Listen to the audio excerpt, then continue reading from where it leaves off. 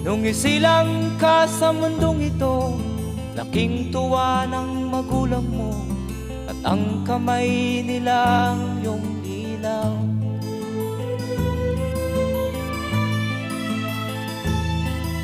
At ang nanay at tatay mo'y di malaman ang gagawin, minamasdan pati pagtulog mo.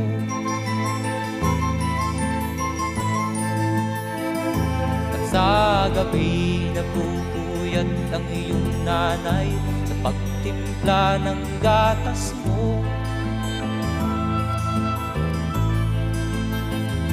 At sa umaga na may kalong ka ng iyong amang tuwang-tuwa sa'yo.